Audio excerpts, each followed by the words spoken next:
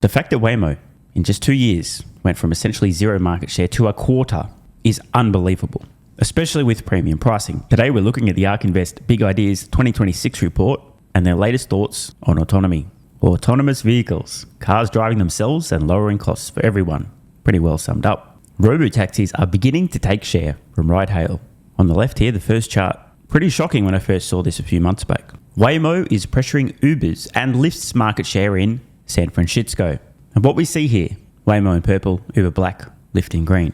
From August 2023 until roughly 2 years later, August 2025, Waymo's share of rides in the city of SF grew from approximately 0% to roughly 1/4 of the market, despite astronomical pricing relative to services like Uber and Lyft. San Francisco was the first city that Waymo launched, and I'm sure most people watching will be aware, but just in case you're not, home of a number of huge tech companies, although many of them have fled or set up a second and third base elsewhere. You've got a lot of tech enthusiasts and tech workers in the San Francisco Bay Area.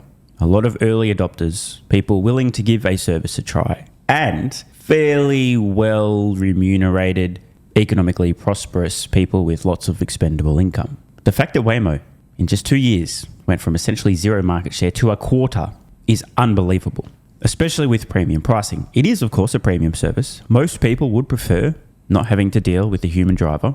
A Waymo vehicle is unlikely to attempt to take advantage of your mildly intoxicated college-age daughter. A driverless vehicle probably isn't going to have any issues with a pungent body odor. A distracted driver talking through an earpiece to family back home. By the way, why is that always a thing? I actually don't understand. The privacy, the safety, the comfort.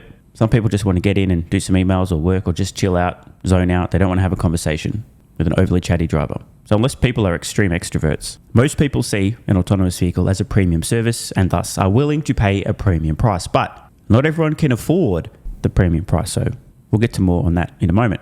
But this is a great proof point. Interestingly enough, it was just over a decade ago that Uber first really began to gain traction in the exact same city, San Francisco. A lot of taxi drivers were very mad at the time, and now the disruptor is becoming the disruptee.